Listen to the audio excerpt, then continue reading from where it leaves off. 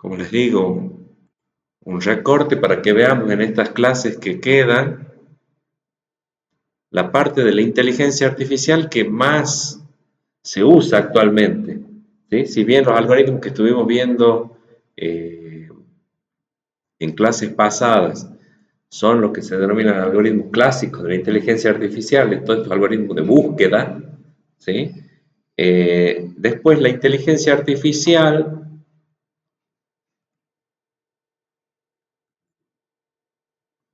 desde los años 90, en los años 90 empieza a surgir esta disciplina como una rama de la inteligencia artificial que se denomina el machine learning o aprendizaje automático o aprendizaje de máquinas o máquinas que aprenden. ¿Sí? No está muy unificado el tema de la traducción del término machine learning, como se lo conoce en inglés. El Machine Learning después evolucionó hacia lo que es el Deep Learning, que es se conoce como aprendizaje profundo, que está basado en redes neuronales. ¿Sí? Así que nosotros primero vamos a ver algunos algoritmos. Hoy, la clase que viene podemos ver lo que son una introducción, digamos, a lo que es redes neuronales, pero no vamos a llegar a ver lo que es Deep Learning, porque eso es toda una disciplina en sí, pero por lo menos ustedes ya van a tener una base de, de, de conocimiento de qué trata la disciplina y la terminología que se utiliza. ¿Sí? Bueno, en este caso, eh, los... ¿Se ve bien ahí, no? Sí. Lo que buscan estos sistemas es producir conocimiento, no solo información, sino conocimiento. El conocimiento entendido como información más experiencia. Creo que eso había dicho Miguel en alguna clase, lo de la experiencia. Si mal no recuerdo, por ahí lo mencionó, en cuanto a que el conocimiento es información más experiencia, ¿sí? En cualquier profesión, uno dice, bueno, el médico, ¿cuál tiene más conocimiento? Y bueno, aquel que tiene más experiencia, ¿sí? O sea, un médico recién recibido y un médico que tiene 25 años ejerciendo la profesión, ¿sí? Ustedes, ¿con cuál se harían atender, digamos? Uno evalúa y dice, bueno, ¿con quién se harían operar, digamos? Vayamos a un caso más extremo. ¿Con quién se harían operar? ¿Con un cirujano recién recibido o con uno que ya tiene mucha experiencia en cirugía? ¿Sí? Este, eso, eso sería una forma de entender el conocimiento. Todavía, después si se ponen filosóficos, van a ver que decimos el conocimiento es dudar de la propia información y es como el paso previo a la sabiduría. ¿Sí? Pero para nosotros es conocimiento más experiencia. A esto, ¿por qué lo relacionamos así? Porque vamos a decir, bueno, arrancamos con un cierto conjunto de datos que es nuestra información inicial y después, a medida que el sistema funciona, va generando también resultados y esos resultados pueden formar parte de lo que sería la experiencia y eso se incorpora a la información inicial. ¿Sí? Bueno, para producir conocimiento, científicamente, si se quiere, hay como dos estrategias. Una es el aprendizaje deductivo o el conocimiento deductivo, ¿sí? Que uno primero plantea la hipótesis, en ese caso la ciencia o el científico plantea la hipótesis y después va a buscar datos que corroboren que se cumple la hipótesis, que se verifica la hipótesis. ¿Sí? Así, por ejemplo, Einstein, que plantea su teoría de la relatividad, él plantea que el plano espacio-tiempo es curvo. Esto acá, el plano espacio-tiempo se curva. Se curva por efecto de la presencia de cuerpos de gran masa, en este caso el planeta Tierra. Entonces él dice ahí, el espacio-tiempo está curvado, ¿sí? Él establece esa teoría, digamos, lo plantea como hipótesis, plantea una de sus ecuaciones más famosas, pero lo que le faltaba era la observación, la corroboración a partir de la empírica, digamos, de que eso era cierto, lo que él planteaba como hipótesis, ¿sí? Después hay otro científico inglés, creo que es, el que, como 10 años después de lo que plantea Einstein, a través de un eclipse solar, descubre que él podía ver, llegaba a la Tierra, seguía llegando la luz de una estrella que en teoría está detrás del Sol. Entonces y ahí corroboraba, o podía así llegar a la conclusión de que esa luz llegaba porque en realidad no seguía una línea recta, sino que seguía una línea, un recorrido curvo, ¿sí? Entonces ahí es donde queda confirmada, como 10, casi, sí, 9 años creo después, vi una película al respecto, de que queda confirmada la teoría de Einstein de que el plano espacio-tiempo en realidad se curva, ¿sí? Bueno, eso es aprendizaje deductivo. ¿Cuál es el problema de eso? Que uno tiene que plantear la hipótesis primero y después ir a buscar y encontrar datos que corroboren esa hipótesis. Cualquier trabajo científico, en general, ustedes también, cuando vayan a plantear para el trabajo final, por ejemplo, una de las cosas que tienen que plantear es la hipótesis, ¿sí? Después plantean los objetivos y lo demás. Pero la hipótesis va a ser, qué sé yo, la publicidad en redes sociales es más efectiva si se realiza a través de reels más que de imágenes estáticas, digamos, ¿sí? Entonces ustedes van a recolectar datos, van a ir viendo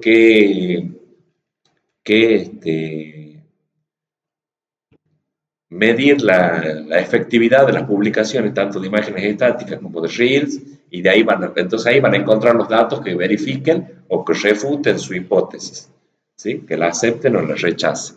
Bueno, eso es aprendizaje deductivo. Y después está lo que se conoce como aprendizaje inductivo. En este tipo de aprendizaje, lo que se busca es obtener reglas generales a partir de observaciones particulares. O sea, es el camino inverso. Uno tiene los datos y a partir de esos datos genera la hipótesis, ¿sí? En este caso podría ser el camino que siguió, por ejemplo, Newton para determinar la magnitud de la fuerza de gravedad, ¿sí? Tenía datos a distintas alturas, digamos. Supongamos que es cierta la historia de la manzana. Si se lanza la manzana a un cierto cuerpo de una determinada masa a distintas alturas, se mide cuál es el tiempo que tarda en llegar al suelo, ¿sí? Entonces se recolectan datos primero y después se trata de encontrar regularidades en esos datos, o sea, encontrar hechos que son frecuentes o que se mantienen a lo largo del tiempo. Para distintas experiencias resulta que se corrobora, como en este caso, distintas alturas, el tiempo que hay, entonces se llega a que la velocidad con la que cae esto es espacio, o sea, distancia recorrida, y esto es tiempo. Y esto es velocidad por segundo cuadrado, ¿sí? Así se llegó a decir, bueno, con qué fuerza son atraídos hacia la Tierra los objetos, ¿sí? La fuerza de gravedad.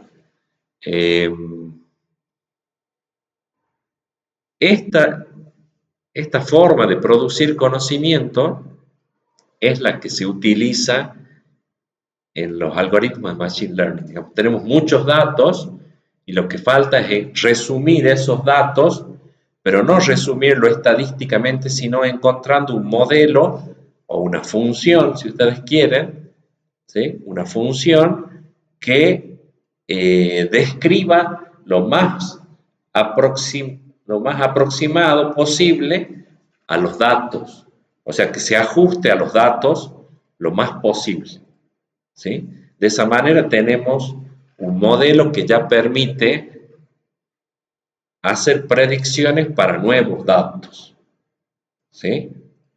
Ahora lo vamos a ver más completo.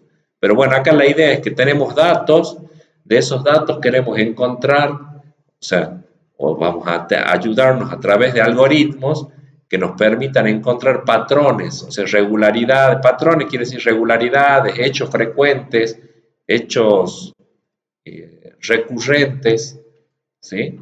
Que se presentan en los datos. De esa manera se plantea la hipótesis, que en este caso es un modelo, vamos a hablar mucho de la palabra modelo, ¿sí? El modelo es esto, puede ser un modelo matemático, un modelo gráfico, un modelo lógico, ¿sí? Conjunto de reglas, digamos, que nos permitan resumir o explicar a los datos, que se ajuste a los datos. Una vez que chequeamos que esto es eh, aproximadamente cierto, que este modelo explica esta tabla de valores, o sea que este modelo eh, eh, aplica, digamos, explica la tabla de valores, los datos que teníamos, entonces queda confirmada la teoría. De esa manera hemos producido conocimiento. ¿Cuál es la idea de esto? De que nosotros preparemos los datos, digamos, preparemos, sí, adecuadamente los datos, obtengamos y preparemos los datos y que de esta parte se encargue un algoritmo, uno o varios algoritmos, de encontrar los patrones o la hipótesis. O sea, no tengamos que examinar nosotros manualmente los datos, sino que sea a través de algoritmos. Y que esta parte también ya nos diga, bueno, esta teoría tiene un cierto porcentaje de verdad, de acierto. Bueno, como para ubicarnos un poco, digamos, en la palmera de dónde estamos ubicados acá. El Machine Learning es parte de la inteligencia artificial, ¿sí? A su vez, lo que yo les decía, el Deep Learning es una parte del Machine Learning. Bueno, por supuesto, también hace parte de la inteligencia artificial. Después, el Big Data toma partes de Deep Learning. Esto cada vez es más acá, digamos, la intersección entre el Deep Learning y el Big Data. El Big Data es análisis de datos masivos, o sea, cuando ya tenemos gran cantidad de datos, ¿sí? Cuando yo digo gran cantidad de datos, ustedes se imaginan una tabla o un archivo con muchos registros. Ese podría ser un caso de Big Data. Otro caso de Big Data puede ser cuando en realidad tengo muchas columnas. Tengo pocas filas, pero tengo muchas columnas, ¿sí? O sea, muchas variables. Eso también es un problema de Big Data. Un problema de Big Data también puede ser que los datos que tengo no son estáticos, sino que varían rápidamente, con el tiempo cambian rápidamente, ¿sí? Lo que se denomina por ahí series temporales, datos temporales o series temporales. Es un dato que de un momento determinado, pero al instante siguiente ya el dato cambió. Imagínense el tráfico en una red informática, ¿sí? Va cambiando constantemente. El consumo eléctrico en una red de consumo eléctrico también cambia constantemente, ¿sí? Esos son datos temporales. Es también un caso de Big Data. El Big Data por ahí lo resumen así con varias B cortas, 6 B cortas, 7 B cortas, le van agregando, pero una es el volumen, o sea, la cantidad, otra es la velocidad, otra es la velocidad, las la veracidad también, sí, bien, La veracidad quiere decir el grado de confianza y de completitud con la que lleguen los datos. Por ahí me puede llegar un registro que le faltan columnas, ¿sí? Le faltan datos, en algunas columnas no vienen datos incompletos, registros incompletos, no tienen todos los campos cargados con datos. Eh, eh, lo que es después está lo que es la variedad de los datos. La variedad de los datos, ahí ya no solo pueden ser datos alfanuméricos o datos numéricos o combina datos numéricos con alfanuméricos, o pueden ser imágenes o pueden ser archivos, así como actúa ahora, por ejemplo, ChatGPT, que uno le puede adjuntar distintos archivos, ¿no? Le puede adjuntar una imagen, le puede adjuntar una planilla de cálculo. Entonces también está la variedad en el conjunto de datos. Uno, el problema lo tiene que resolver manipulando datos en distintos formatos, ¿sí? Bueno, para eso ha surgido una disciplina que es la ciencia de datos. La ciencia de datos, como ven, tiene un poco de inteligencia artificial, un poco de bastante de machine learning.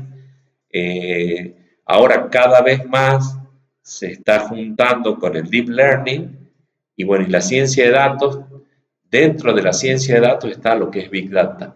No es solamente Big Data, ¿no? Ciencia de datos no es solamente Big Data, pero una parte de la ciencia de datos es Big Data. Eh, bueno, ¿por qué entonces aprendizaje? ¿Por qué eso del learning, del machine learning?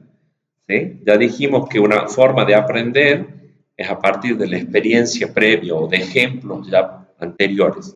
Eso se llama inducir.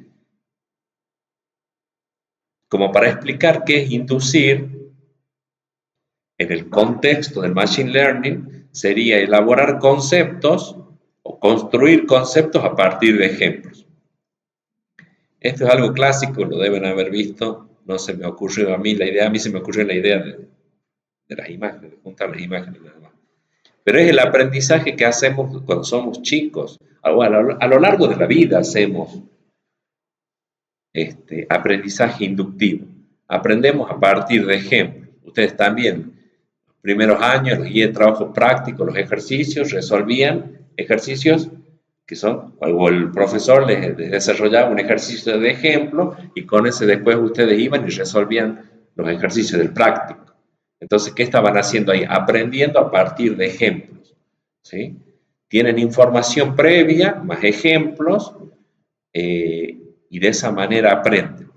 Acá, bueno, se le puede presentar a un bebé, se le puede indicar cuando está observando un perro, ¿sí? Y después ese bebé es capaz de identificar a otro perro, aunque no sea igual a los que vio previamente, ¿sí? Pero sí elaboró internamente qué es lo que hace a que un objeto sea un perro o no, ¿sí?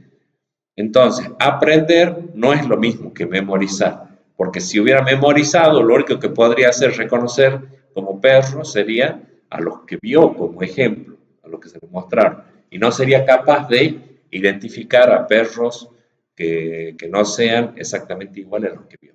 Entonces, aprender no es memorizar. Aprender es hacerse el concepto, la idea, a partir de ejemplos, ¿sí? Lo tiene que haber hecho seguro a lo largo de su carrera universitaria, lo tienen que haber hecho. No sé, si cursaron geometría, por ahí hicimos muchos ejemplos por ejemplo, de elipses. Elipses horizontales, elipses verticales, con centro en el origen, con centro desplazado. Y después entonces ustedes ya aprendieron a que cualquier ecuación, ya ven ecuación con otros valores, pero aprenden que eso es una elipse y saben cómo graficarla, ¿sí? O sea que aprender no es memorizar. Y les debe haber pasado que cuando han querido aprender algo de memoria, se han dado cuenta que no lo aprenden, que van al examen sabiendo algo de memoria y, si se les hace una pequeña laguna mental, fueron en el examen, no hay forma que se acuerden. Entonces no han aprendido, han memorizado. ¿Sí? Bueno, esto sería un reconocimiento automático de ejemplos. Y así es como Así es como funcionan estos algoritmos de Machine Learning. Un grupo de algoritmos de Machine Learning funcionan de esta manera.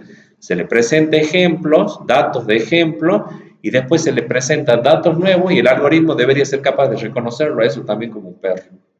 ¿Sí? Es más, la primera, la primera experiencia en esto de reconocer objetos, reconocer automáticamente algo, fue a partir de o por ejemplo, la primera experiencia así conocida mundialmente, puede ser que ya se venía haciendo anteriormente en la parte de investigación, pero fue a partir de datos que analizó Google de los videos de YouTube, donde inicialmente no se sabe por qué cosa, pero lo primero que se empezó a subir mayoritariamente a YouTube eran videos de gatitos.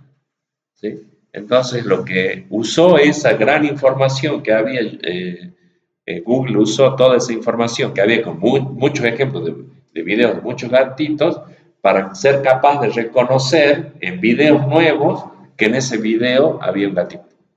¿Sí? Entonces, para irlo clasificando, ¿qué es lo que hace YouTube? Bueno, agrupar los videos o relacionar los videos que se suben, bueno, por una determinada temática. ¿Sí?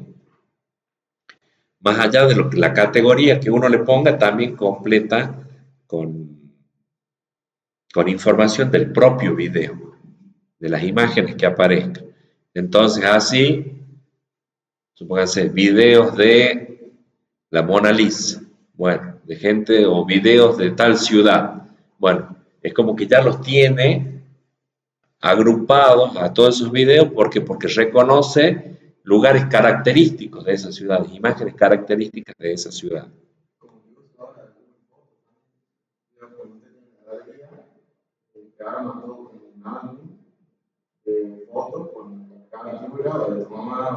Exactamente. Hacer para nada, nada, exactamente. Sí, puede, más, ¿ah?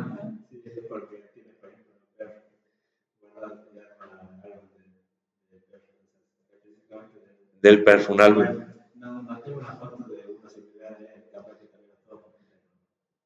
Pero sí, te lo identifica. Yo quedé asombrado de eso que dicen ustedes de personas con el hecho de que reconoce el caso de un amigo que tuvo un hijo y claro, le había empezado a sacar fotos de que era recién nacido, pero después ustedes vieron que los bebés cambian mucho con el tiempo. Si lo ves recién nacido y lo ves cuando tiene 3 años, no, es difícil sacar lo que es el mismo bebé. Bueno, en este caso sí les reconocía, es más, había una foto donde había 3 bebés, porque resulta que cuñadas de él también tuvieron más o menos bebés en la misma fecha, se llevaban pocos meses. Pero que también, otra cosa, que uno con los bebés siempre son todos iguales. ¿Sí? No, son todos iguales. Y en una foto lo etiquetaba perfectamente cuál era el hijo de él. ¿Sí? Entonces, sí, tienen un nivel de precisión muchas veces asombroso. Y como les digo, lo identificaba también a lo largo del tiempo. A medida que iba creciendo, seguía reconociendo que ese bebé era el hijo de este amigo. ¿Sí? Eh, entonces sí, tiene, o después agrupa, por ejemplo, son fotos de playa, fotos de montaña, es por el fondo también, de comidas, sí. Eso funciona de esta manera. Se presentan ejemplos y después se reconoce automáticamente casos nuevos. O sea, está haciendo predicciones de a qué categoría pertenece ese dato. Bueno, después hay otro tipo de aprendizaje muy similar, que es esto de que elabore dos conceptos. Ahí, por ejemplo, el concepto de gato y de perro, ¿sí? Entonces ya son dos conceptos que tiene que aprender para después distinguir o sea, cuando se le presentan datos nuevos, también hacer lo que se denomina una clasificación automática de nuevos casos. O sea, este es un gato, este es un perro, ¿sí? Por más que por ahí este perro tenga las orejas como la forma que tienen los gatos, por ejemplo, ¿sí? O sea, hay sutilezas que se le van planteando a los algoritmos para ver cómo responden, ¿sí? Y también hay buenos resultados en eso estos últimos años, estos últimos 10 años, ha sido muy grande el avance en este tipo de tareas, digamos, de programas, de algoritmos que realicen este tipo de tareas. Entonces, lo que quiero que se queden con estas dos diapositivas es que el algoritmo no memoriza, ¿sí? No se aprende de memoria los datos de ejemplo. Fíjense que acá de nuevo elegí para poner los casos nuevos no son iguales a ninguno de los que se presentaron anteriormente, ¿sí? Que se le mostraron al algoritmo. Estos son los datos que el algoritmo ve inicialmente y estos son los datos que ya empieza a ver cuando ya está en funcionamiento y podemos evaluar entonces su desempeño. Lo que quiero que quede claro acá es que partimos desde ejemplos, estos son datos de ejemplos, y ahí se hace un proceso de abstracción de características serían en este caso, las características que definen cuándo es un objeto y cuándo es otro, ¿sí? Eso, para lograr eso, los métodos que vamos a mencionar de acá hasta el final de cuatrimestre aplican técnicas matemáticas que yo se las voy a comentar, no son difíciles y que son la forma en la que inicialmente se encontró para resolver este tipo de problemas. Bueno, Machine Learning entonces es programar computadoras para optimizar un criterio de desempeño con datos de ejemplo o experiencia previa, ¿sí? Optimizar el criterio de desempeño quiere decir, pasado al español, que se equivoque lo menos posible. O sea, que tenga gran nivel de acierto en lo que hace. En esto que dicen ustedes, de agrupar las fotos según la persona que esté. Bueno, que no se confunda. A mí, por ejemplo, no sé, ahora que aumenté un poco de peso, me confunde con me confunde con otra persona, que, que es bien gordito. Así que ahí me ofendí un poco con el algoritmo. Así le hace con el Google Lens, todo eso. Ustedes ponen una foto mía y le muestra fotos de esta otra persona que es sí, bien gordito. Yo no me veo bueno, así, pero es el problema, que uno no se ve tan gordo. Dice, no, yo no soy así. Bueno, parece que sí, por lo menos para los algoritmos me confundió en el verano, me confundió más de una vez. Eh, bueno, el Machine Learning no es para todos los casos, no es que ahora decir, bueno, ahora el desarrollo del sistema lo tengo que hacer sí o sí con Machine Learning. Lo tienen que hacer cuando no cuando no sepan codificar cuál es la regla de cálculo para procesar los datos. Por ejemplo, cuando tiene que un sistema de facturación tiene que calcular un ticket, eso es fácil codificar. Es decir, poner la cantidad que lleva por el precio unitario más los impuestos, eso da un subtotal, la suma de los subtotales da el total, eso lo podemos codificar, ¿sí?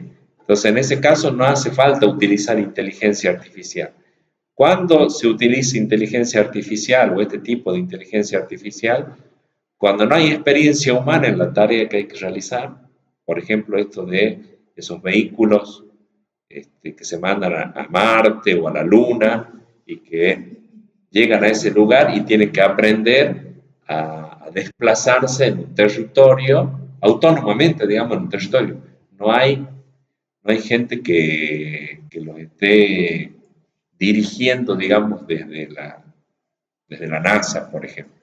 Sí, lo que hacen es entrenar y traer acá para los desiertos, esto creo que el de Atacama, de Chile, que trae porque han descubierto que eso es un lugar donde es lo más parecido a la superficie lunar, ¿sí? Entonces ahí traen los prototipos y los entrenan, digamos, en esa superficie, pero después tienen que aprender para desenvolverse en un contexto en donde no hay un humano que tenga experiencia en hacerlo. La otra situación es cuando las personas no pueden explicar su saber, su conocimiento.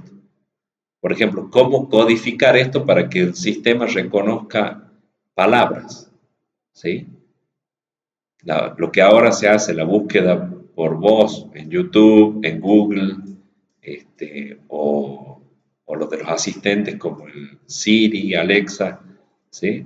Cómo hacer un producto que sea capaz de reconocer las voces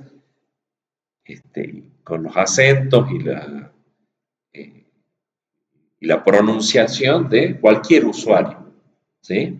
Antes teníamos, antes hubo una versión de, no sé si Word o fue otro procesador de texto que vino como con la novedad de que en vez de tipear, digamos, el documento, uno le podía dictar a la máquina.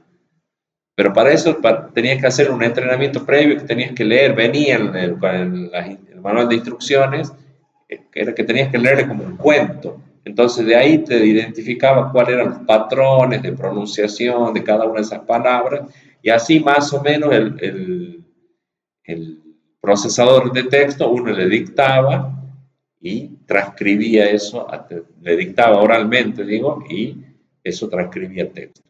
Eh, Duró poco esa experiencia, después no se trasladó a los demás procesadores de texto.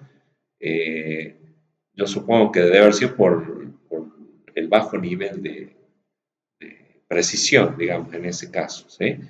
Eh, bueno, después sí salieron, como les digo, todo esto en los últimos 10, 15 años evolucionó bastante.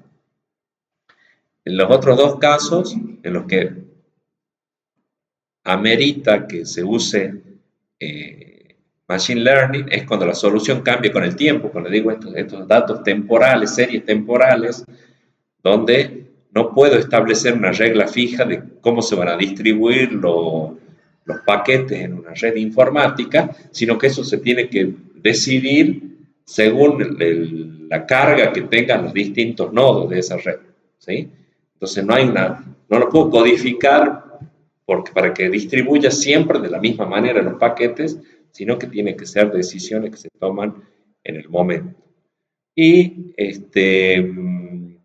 cuando, por ejemplo, hay que reconocer casos particulares, lo que es la biometría, ahora eso de las cámaras, que las cámaras reconocen, las cámaras de vigilancia, por ejemplo, reconocen a quién está, o sea, detecta en tiempo real eh, quién es la persona que aparece en la imagen, ¿sí? Eh, Esto en China está muy extendido, digamos, el régimen chino vigila los movimientos de las personas a una escala que a nosotros nos asustaría. Por ahí vi un video de un youtuber que estaba en China y mostraba en lugares que él estaba parado, que era como una costanera, un poste así, pero era impresionante, tenía como 30 cámaras apuntando para distintos ángulos, las cámaras de vigilancia. Eh, Más que nada, ahí hay toda una cuestión ética de decir, ¿por qué o la teoría esa del gran hermano que a muchos apuntan que vamos a vivir todos, vamos a vivir metidos en un gran hermano cotidiano porque vamos a estar siendo vigilados este, por, por, por los gobiernos principalmente, ¿no? Que son los que se atribuyen eh, esta, este poder, digamos. Eh, en Argentina se empezó a usar hace unos 4 o 5 años para identificar a personas que estaban prófugas de la justicia. ¿Sí? Y así en las entradas del subte en Buenos Aires, en distintos lugares, se puso, yo lo que vi es que la policía de la ciudad, por ejemplo, de Buenos Aires, puso en las entradas de los subtes. Entonces ahí van detectando a distintas personas que están prófugas, digamos, de la justicia. Cargan con la imagen, pero ¿qué pasa? Si el tipo está prófugo de la justicia, lo más probable es que vaya con una gorra, vaya con lentes, ¿sí? O sea, vaya camuflado. El tema es que el algoritmo ahí tiene que saber reconocerlo, a pesar de que no tiene fotos de él con ese tipo de camuflajes, ¿sí? O se rapó, o se dejó la barba. Algunos llegan a casos extremos que se hacen cirugías estéticas y todo para que no los reconozcan, ¿sí? Pero bueno, los algoritmos lo mismo lo reconocen. Al principio, como les digo, hace 5 años atrás, hubo también toda una polémica porque en Estados Unidos fue la noticia de que había confundido a lo que eran delincuentes, los había confundido con congresistas de ahí de Estados Unidos, como si fueran diputados acá, ¿sí? O los había confundido con personas que en realidad están en prisión. O sea, al principio todo esto cuando se lanza tiene su nivel de error, que no por eso hay que descartarlo, sino que se continúa mejorando para que estos algoritmos, eh, bueno, a través de esas malas experiencias también las incorporen en su conjunto de datos para saber que eso fue un error, que fue una confusión, ¿sí? Entonces, por eso son sistemas que van aprendiendo, van evolucionando con el tiempo.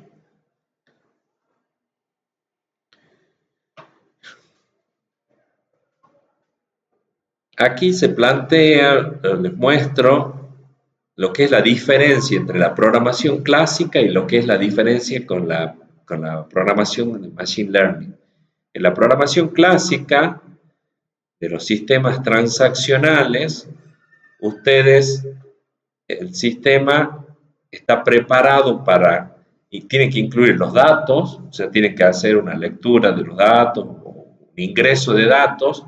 Las reglas ya están incorporadas en el programa, las reglas de cómo se van a manipular los datos están ya codificadas, y entonces lo que entrega el programa es la solución. Esto decimos, bueno, los datos son lo que se compra, la cantidad que se compra, el carrito de compras, la regla es cómo se calcula el total del ticket, la salida es el ticket ya detallado, subtotales y total, ¿sí? Eso sería lo que entenderíamos por la solución. En cambio, cuando trabajamos con Machine Learning, lo que se ingresa son los datos y se ingresa la solución, ¿sí? Miren cómo cambia con respecto a la programación clásica. Acá se ingresan los datos y entiéndase como solución la respuesta correcta.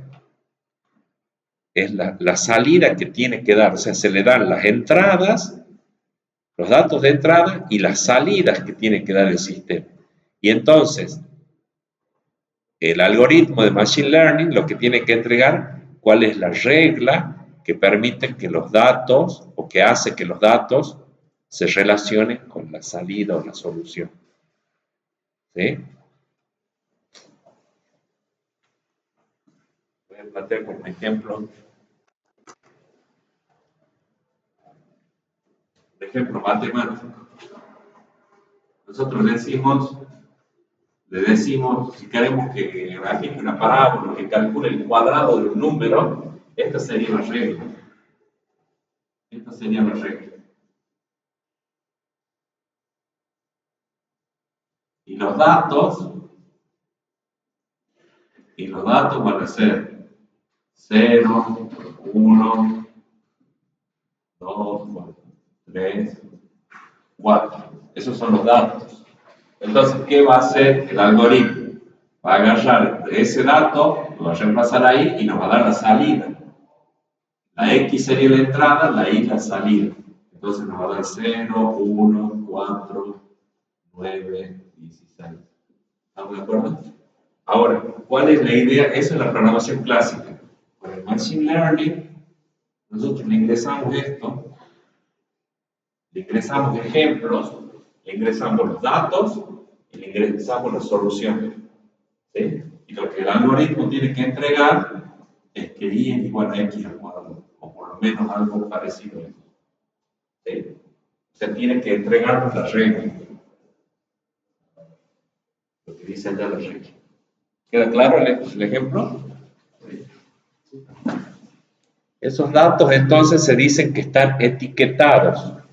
Cuando yo tengo acá el dato y la salida es la etiqueta. O la sí, etiqueta. Bueno, el dato es la entrada, y esta es la salida.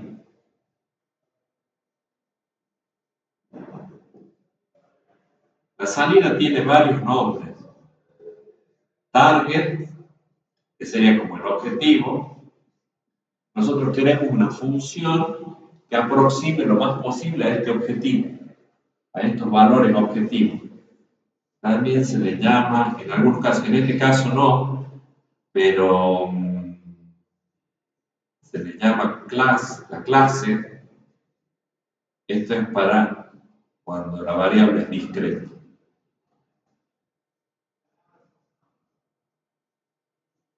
Target puede ser cuando la variable es continua. Acá la variable es discreta, ¿estamos de acuerdo?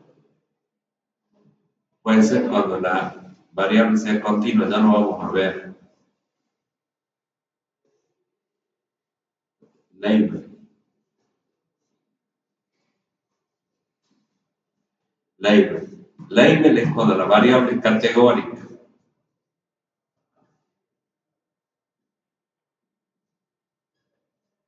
Cuando la variable es categórica, por ejemplo, enfermo sano.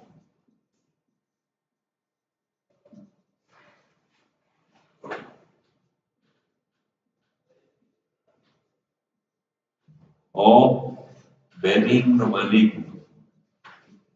Se usa mucho ahora para... Es uno de los casos que la bibliografía siempre plantea.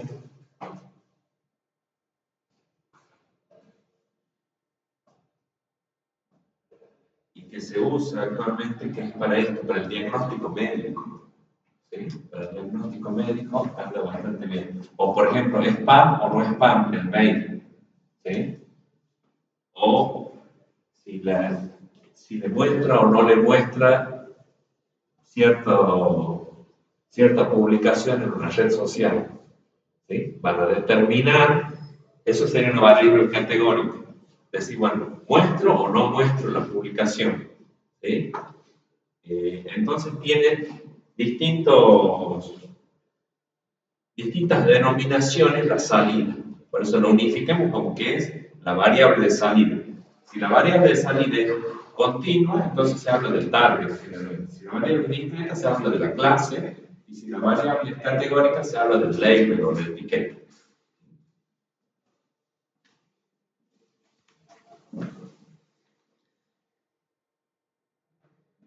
Bueno, aprendizaje automático es una mezcla de matemática, ciencia de la computación y estadística. Se da el resultado más probable, se busca como hipótesis el resultado más probable. Por ejemplo, algunos métodos utilizan eso, las redes bayesianas, por ejemplo. Nosotros vimos redes bayesianas, eso que se iba asociando a cada nodo la probabilidad, ¿sí?, de ese nodo, de que ocurre ese nodo con los anteriores. Bueno, lo que hace el algoritmo es buscar, definir esa hipótesis más probable. En esta diapositiva, bueno, es decir, nosotros tenemos puntos, datos de ejemplo serían esos círculos. Y lo que queremos que haga el algoritmo es que genere, en este caso, un polinomio de grado 3, no un polinomio de grado 2 como puse yo ahí, sino un polinomio de grado 3, que ajuste lo mejor posible a los datos. O sea, no es que pase por todos los puntos, porque si tengo 9 puntos, creo que acá son 9, 4, 6, son 10 puntos. Necesita un polinomio de grado 10 para ajustar, pero si pasa por todos los puntos, no aprende, está memorizando dónde está ubicado cada punto, ¿sí? Entonces, de esta manera, encontramos un patrón, de decir, bueno, siguen esta distribución los datos, ¿sí? Con un cierto nivel de error, pero lo más probable, lo más cercano a lo más parecido es lo que va por sobre la curva. Bueno, ahí entonces, a ver, lo voy a agrandar acá la imagen. Está lo que se conoce como la función objetivo, que es la función real que desconocemos, y la que está con verde es la función aprendida, esa f sombrerito, la f estimada, ¿sí? Y los puntos azules son los datos de entrenamiento, los datos a partir de los cuales aprende. Bueno, a partir de los datos aprende esta curva que está con verde, pero en realidad el modelo real es este que va con rojo. Entonces, para cada predicción tiene una épsilon ahí de error. Tiene la distancia que hay entre el valor predicho y el valor real, es lo que se conoce como el error, y ahí lo denota como un épsilon. El épsilon del caso 1, más el épsilon para el dato 2, más el épsilon para el dato 3. ¿Qué es lo que se busca matemáticamente? Minimizar ese error. Minimizar el error para cuando va a hacer predicciones. Este ejemplo, esta función que está con verde, tiene cero de error para los datos de entrenamiento, los azules. No se equivocan con los datos que nosotros le damos, como que los memorizó bien. Ahora, ¿cuál es el problema? Que cuando se le empiezan a pedir con datos reales nuevos, va a cometer error. La idea es minimizar lo más posible esa cantidad de errores, la sumatoria del error total, minimizar el error, ¿sí? Que puede ser el error absoluto, el error cuadrático medio, bueno, todo eso que vieron en estadística, ¿sí? ¿Qué otra cosita les iba a decir? Bueno, eso resume matemáticamente, digamos, resume de qué se trata y es lo que dice acá el texto. Un programa de aprendizaje automatizado con una cantidad limitada de datos de ejemplo induce o aproxima a la función f estimada, que aproxima a la función objetivo f con los valores de salida. Bueno, esto es lo que les quería comentar, que por ahí se me escapó un poquito, pero lo había puesto a la diapositiva. Cuanto más datos tengamos, acá tiene, por ejemplo, con verde, con estos 10 datos, aproxima a esa función. El algoritmo determina ese polinomio de grado 3 que está con verde. El correcto, el polinomio correcto sería el que está con rojo. Ven que hay diferencia, una leve diferencia. ¿Cómo se soluciona eso en la siguiente imagen? Incrementando la cantidad de datos. En vez de tener 10 datos como acá, acá tenemos 100 datos. Y ahí ven que prácticamente la curva verde con la roja están prácticamente superpuestas, ¿sí? ¿Qué quiere decir esto? Que cuanto más datos se le presenten al algoritmo, más preciso va a ser. Hasta un cierto punto, tampoco es cuestión de ahogarlo de datos, pero si vamos dándole cada vez mayor, si vemos que con pocos datos no predice bien, ¿sí? No reconoce bien el valor de salida, no determina bien el valor de salida, una de las soluciones es conseguir más datos para ese algoritmo, ¿sí? Esa es una de las soluciones. La otra solución es tratar de modificar el modelo, tratar de modificar, bueno, yo les dije, polinomio de grado 3 podría ser ese. Bueno, capaz que si con ese anda mal, capaz que tenga que ser x al cubo más x cuadrado menos 2. O sea, otro modelo dentro de la familia de polinomios de grado 3, otro modelo distinto. Puede ser que ya sea completo. X al cubo más 2x cuadrado menos 3x más 6. O sea, se puede ir, la otra forma es ir ajustando el modelo, ir viendo con qué modelo funciona mejor. Pero lo fundamental acá son los datos, tener una cantidad adecuada de datos. No, o sea, para todo, para los problemas no es siempre necesario que yo diga, bueno, para cualquier problema tengo que partir con 1.000.000 de datos, sí o sí. No, hay problemas que con pocos datos se resuelven bien. Hay problemas más complejos que sí necesitan mayor cantidad de datos. Bueno, acá un ejemplo de qué es lo que se hace con el Machine Learning, tomando datos de un sistema transaccional y convirtiendo esa información en conocimiento, esos datos en conocimiento. Por ejemplo, los datos son qué es lo que compra cada cliente. Esto es lo que llevó el cliente 1, esto es lo que llevó, lo que está con X, es el producto que llevó cada uno de los clientes. Tenemos de 5 clientes. ¿Sí? Entonces, el Machine Learning permite pasar de lo que son las transacciones del cliente a lo que es el comportamiento del cliente. ¿Sí? O sea, a partir de esa información, que puede ser una información estadística, que podemos decir, bueno, de 5 clientes, 2 llevaron huevos, 3 llevaron aceite, 2 pañales. Podría sacar estadísticas, cuál es el producto más vendido. Esto se puede hacer con SQL. ¿Cuál es el producto más vendido? ¿Cuál es el producto menos vendido? ¿Sí? ¿Cuál es la cantidad de productos promedio que compra un cliente? Bueno, eso sería análisis de datos para obtener información. Pero acá lo que buscábamos es obtener conocimiento, les dije yo. Entonces, el conocimiento sería ver cómo se comportan los clientes o cómo se pueden comportar, o sea, en base al comportamiento de los clientes pasados, cómo se pueden comportar los nuevos. ¿Sí? Siempre se hace proyección hacia datos nuevos. ¿Qué es lo que se ve acá? Que o esto es lo que detectan los algoritmos. Por ahí en este ejemplo, decir, bueno, yo les digo, a ver, les pido que me digan qué patrones, qué regularidades encuentran ustedes en esos datos. Bueno, acá ya está marcado con rojo. Se compra pañales, se lleva leche. Se compra pañales, se lleva leche. Al revés, no, porque en ese caso compra leche pero no lleva pañales. ¿Sí?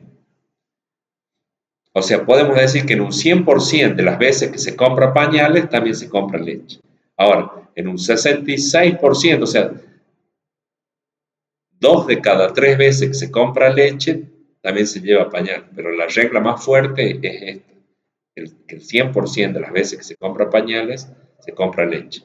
Entonces, ese es el conocimiento, como una regla lógica, si ustedes quieren. Si P es verdadero, entonces Q también lo es. En este caso es, si compra pañales, entonces también compra leche. Entonces nos brinda conocimiento. ¿Para qué sirve ese conocimiento? ¿Cómo se lo utiliza? Porque no termina ahí la historia, sino que el conocimiento sirve para tomar decisiones. ¿Sí? Entonces, ahí termina el verdadero ciclo o la utilidad. Las decisiones es darle utilidad al conocimiento. ¿Sí? Y ahí es donde ahí está el interés de las compañías, de los gobiernos o de cualquier organización cuando analiza datos a través de este tipo de algoritmos, que les dé ellos les llaman insights, ¿sí? Que les dé información, un conocimiento valioso, ¿sí? Que los ilumine en algo, les ilumine cosas que estaban ocultas en los datos, ¿sí? ¿Para qué? Para tomar decisiones. O sea que el fin último es tomar decisiones. En ese caso, por ejemplo, si es un supermercado, puede ser ubicar juntos o cerca los pañales con la leche, o puede ser ubicarlos alejados. Yo noto más que es al revés, ¿no? Ponen los pañales, por lo menos el BEA o el Carrefour, ¿no? Que, sí, el otro también, el Chango Más también, los tiene alejados, los tiene al principio los pañales, pero la leche está al fondo, ¿sí? ¿Para qué? Para que el cliente recorra el salón de ventas y también vea otros productos a ver si también los vende, los compra, digamos. Eh, Otra cuestión puede ser poner de oferta los pañales y saben que con eso es probable que también compren la leche que no está de oferta, ¿sí? O poner de oferta la leche definitiva, se toman decisiones ahí comerciales, ¿sí? Se puede usar hasta, por ejemplo, en la parte de gobierno, hasta de decir, bueno, por dónde tiene que ir una línea de colectivos, a dónde hay que ubicar un hospital, en dónde es el lugar más apropiado para una escuela, ¿sí? Eso es lo que se denomina ciudades inteligentes, ¿sí? Que toman decisiones basadas en datos, ¿sí? Este, está todo está muy de moda ahora.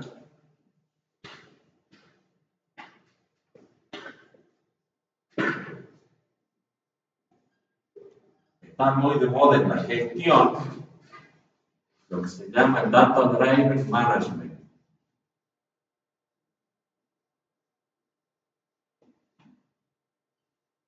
O sea, la administración, la gestión, la gerencia basada en datos. Para eso las empresas contratan lo que se denominan los científicos de datos o los ingenieros de datos ahora, ¿sí? Para que les den ese insumo, para que ellos tomen decisiones basadas en los datos. Ya antes los gerentes o los dueños de las empresas tomaban decisiones basadas en su propia intuición, en el análisis o relevamiento que hacían a una pequeña escala, pero hoy en día se puede eh, tomar mejores decisiones basados en la evidencia de los datos pasados, ¿sí? Bueno, veamos un poquito de qué se trata o cómo se desglosa, digamos, lo que es el Machine Learning. Eh, hay dos grandes ramas, después hay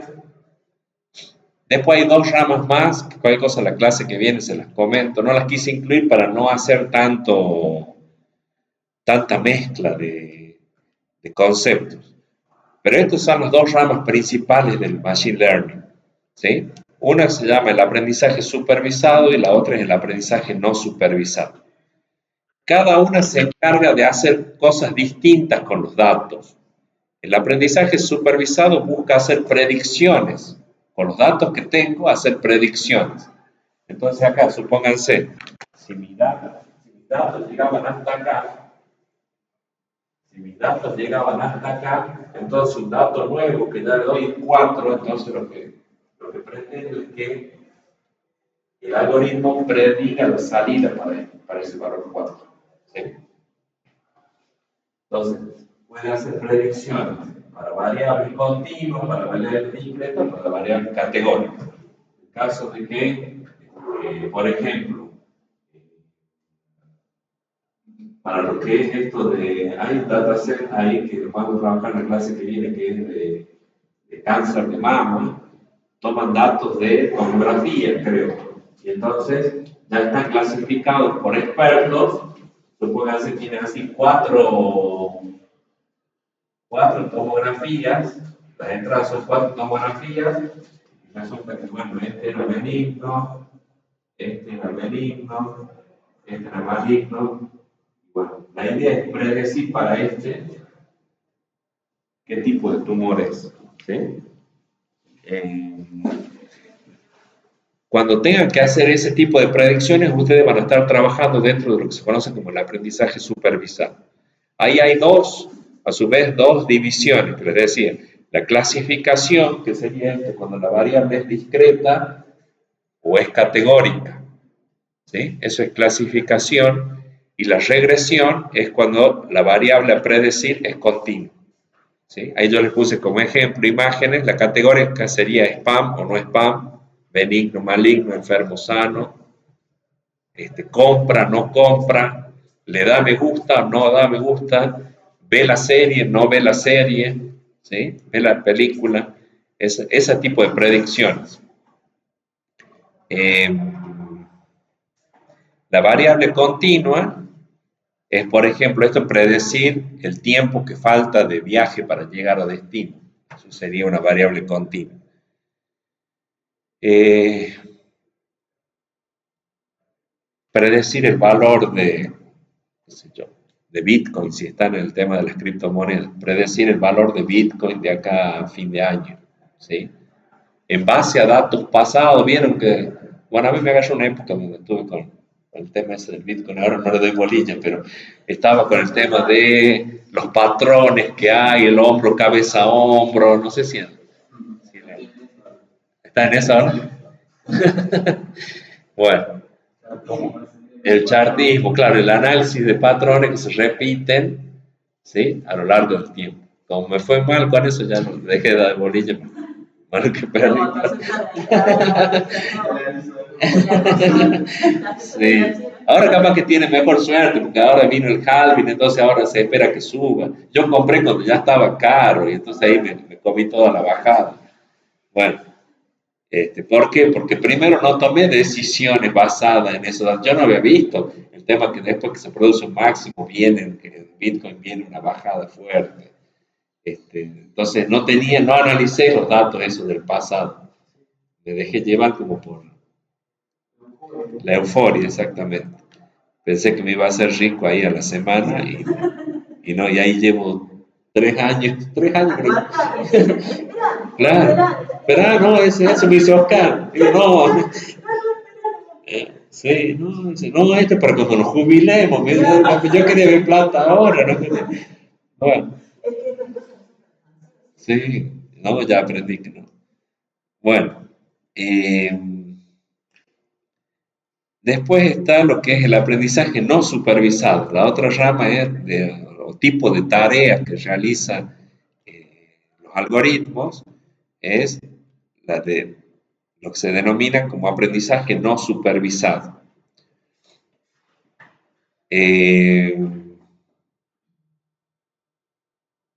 el aprendizaje no supervisado, para que ustedes entiendan, no tiene directamente el valor de salida, tiene solo valores de entrada.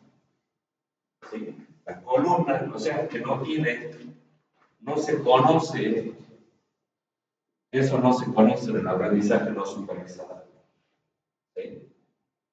Al algoritmo representamos los datos de entrada, porque no sabemos la salida adecuada, nosotros la salida correcta. Entonces, ¿qué puede encontrar acá el algoritmo? Es decir, bueno, identifico que hay números que son pares, o sea, identifico un grupo de números que son divisibles por 2, y después identifico otro grupo de datos que no son divisibles por 2. ¿Sí? Eso es como un ejemplo así matemático sencillito que te planteé. ¿Sí? Pero entonces descubre,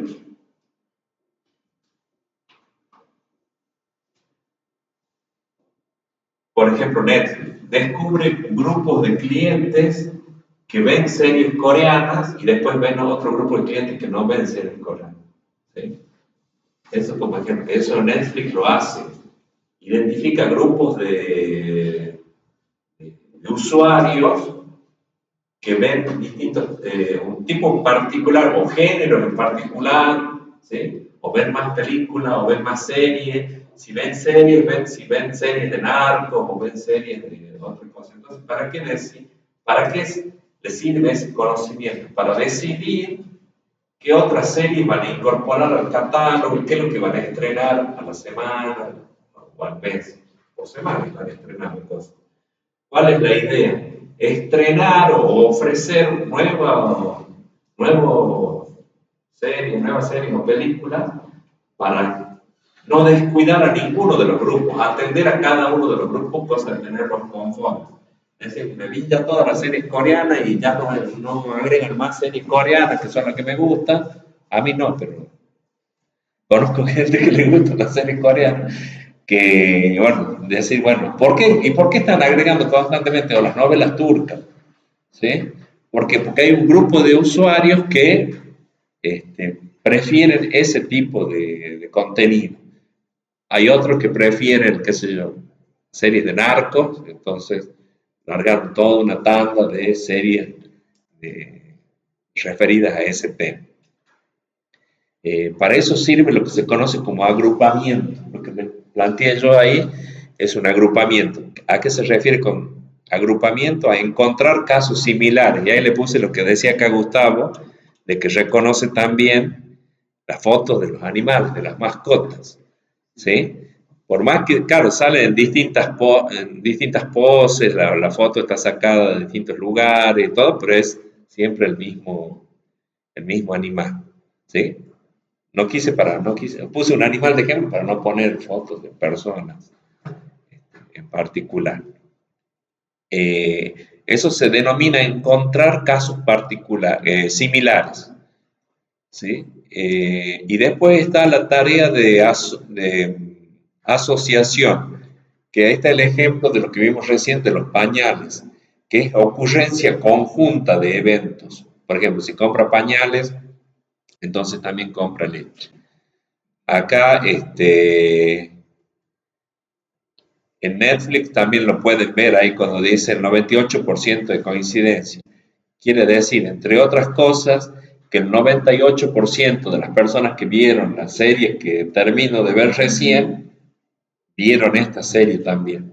¿Sí? O sea, ven la ocurrencia conjunta de eventos. Entonces ahí pueden ver con tecnologías o casos de uso que utilizamos constantemente, que están al alcance de nosotros ya y disponibles, digamos, de manera gratuita o a muy bajo costo, cómo ese tipo de servicios incorporan estas ramas, incorporan inteligencia artificial, específicamente Machine Learning. ¿Sí? Bueno, lo mismo hace Google, lo mismo hace Facebook, lo mismo hace Amazon, ¿sí? Digamos, son las compañías que como que lideraron este tipo de tecnologías, son los que siguen invirtiendo para seguir mejorando ese tipo de tecnologías, pero que ya están disponibles para que otros usuarios también puedan programar sus sistemas para que incorporen estas capacidades de análisis de datos y de toma de decisiones a partir de esos datos. Hoy en día, ¿a dónde se llega? Hasta hace unos años llegábamos a que el algoritmo nos produzca el conocimiento. Ahora lo que se está tratando ya también es de automatizar la decisión, que ya decida cómo agrupa las fotos, ¿sí? Que decida cómo va a armar el carrusel de series que nos va a proponer, que decida las publicaciones y el orden en el que van a aparecer las publicaciones en las redes sociales, eh, que decida la lista de canciones, ¿sí? En Spotify y demás.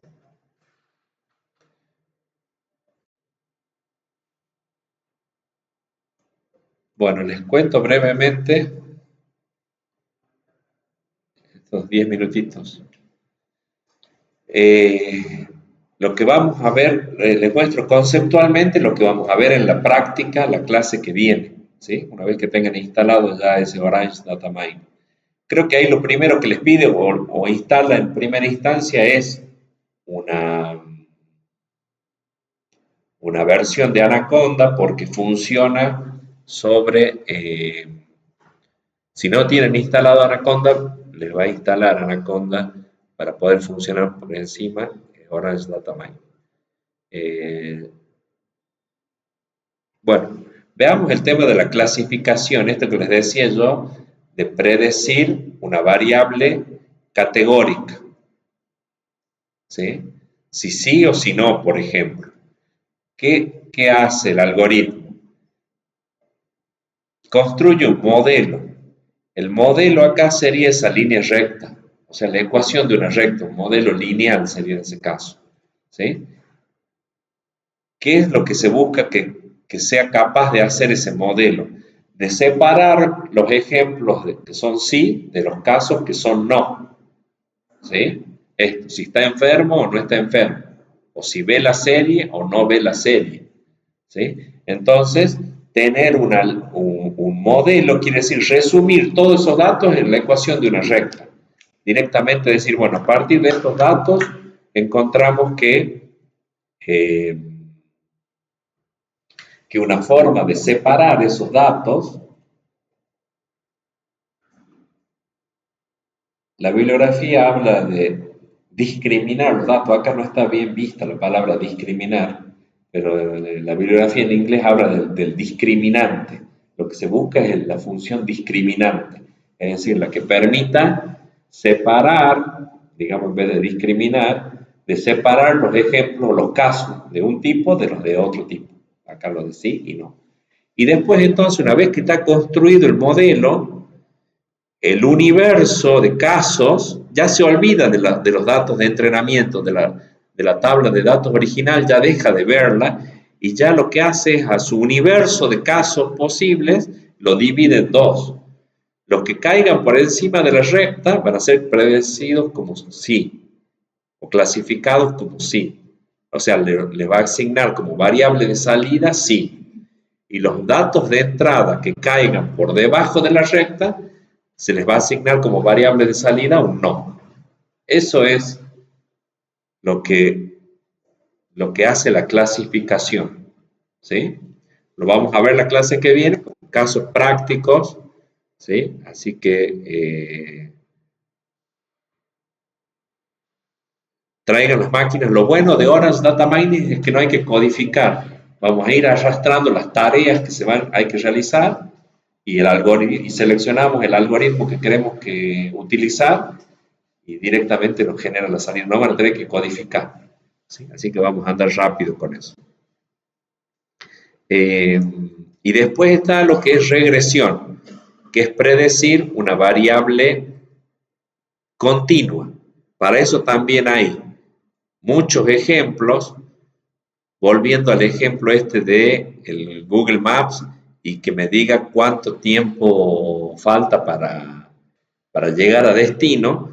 Por ejemplo, podemos tener datos de cuándo se fue a ese destino a distintas horas del día, ¿sí? A distintas horas del día. Y de distintos viajes, recolecta los datos de otros usuarios que hicieron ese trayecto, ¿sí? A distintas horas del día. Entonces, en función de la hora en la que estemos nosotros, en la hora en la que estemos haciendo ese recorrido, que acá son casi las 6 de la tarde, estaría a mitad acá entre las 4 y las 8, nos va a predecir, va a ser una línea de regresión. Va a sacar como si fuera un promedio de la duración de los viajes en ese horario y eso va a ser la estimación de cuánto va a ser la duración del viaje, de mi viaje que está ocurriendo en este momento. Va haciendo las predicciones en base a los datos pasados. ¿Se entiende? Los puntos son los datos pasados, los datos de ejemplo, los datos a partir de los cuales aprende el algoritmo, ¿sí? Y el modelo en este caso es la línea de regresión, que puede ser una curva, una regresión lineal o puede ser una regresión polinómica. Ahí ven que entonces en ese caso, con una regresión polinómica sería como más preciso en la predicción del tiempo de viaje restante, ¿sí? Entonces también, así como decíamos hace rato, o una función cuadrática o un polinomio de grado 3, también para las regresiones podemos usar distintos modelos o incrementar la cantidad de datos, ¿sí? Si voy a ir a un destino que muy poca gente ha ido, acá, dentro de la ciudad, digo, o que es poco frecuente ir, entonces va a tener pocos datos.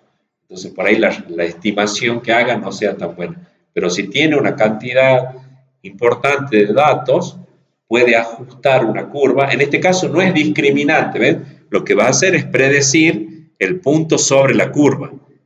Ese tiempo me va a dar el punto que esté sobre la curva, en base a haber reunido o haber promediado los datos para esa franja horaria. ¿Sí? Hace una regresión. Bueno, esto es lo que hace el agrupamiento, lo vamos a ver más adelante. Que para que se hagan una idea, bueno, ustedes mismos lo mencionaron, esto de que agrupa las fotos, el álbum, o sea, las fotos las agrupa en álbumes según la persona que aparezca en la foto. Eso es agrupamiento, lo que les comenté de esto de Netflix, en base a el comportamiento del usuario. No hay una salida predeterminada, ¿sí? No hay una variable de salida a predecir. Acá lo que hay que hacer es una descripción de los datos, ¿sí? Y está después lo de asociación, que bueno, está el ejemplo este de la canasta de compras. Ya terminamos con esta diapositiva y la que viene. Estos son los algoritmos que vamos a ir viendo de utilizar con el software bueno, ya les recomiendo que lo traigan instalado porque también demora la instalación.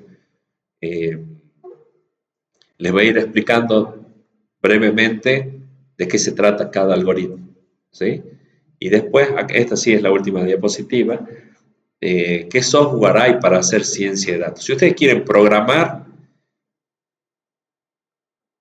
en mi época, hace 15 años atrás, usábamos R. Hoy se usa Python. Hoy se usa Python porque tiene unas librerías que incorporan los algoritmos y todas las tareas que permite hacer todas las tareas que hay que realizar. Después hay servicios en la nube también.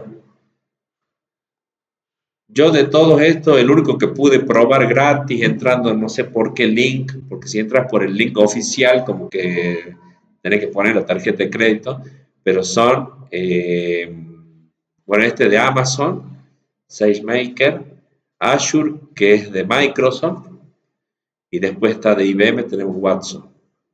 Y después están estas otras herramientas que son como IDEs, digamos, de desarrollo, que estas se pueden instalar localmente. De todas estas, bueno, empecé trabajando con Weka porque el libro que utilizaba para dictar las clases desde el 2012 que estoy dictando sobre estos temas, bueno, trabajaba con Weka, pero hacía renegar Weka con los datos, tenía sus problemas. Y el que es gratuito, digamos, es Orange, y es el con el que me enganché estos últimos años, estos 3, 4, desde la pandemia. Para enseñar en la pandemia dejé Weka y empecé a utilizar Orange. Así que bueno, acá vamos a trabajar con Orange. Después, si ustedes buscan ciencia de datos, machine learning o algo, con Python, si le ponen, ahora les va a aparecer todo lo más nuevo, digamos, está con Python. R como que ha quedado ya un poquito en desuso, ¿sí? Yo soy de los que se rehusaba a dejar R, porque también lo manejaba y sabía cómo hacer ya para programar ahí, pero ahora ya estoy haciendo un curso ahí con el profe Aranda. Empezamos el lunes con Machine Learning con Python. La mayoría ha hecho eso ya hace varios años atrás. Pasó directamente, dejó R y pasó a Python. Así que bueno, eso por si les interesa buscar herramientas para hacer minería de datos o ciencia de datos. Así que bueno, hasta ahí llegamos hoy. La clase que viene va a ser con la práctica y los conceptos. Con teoría y práctica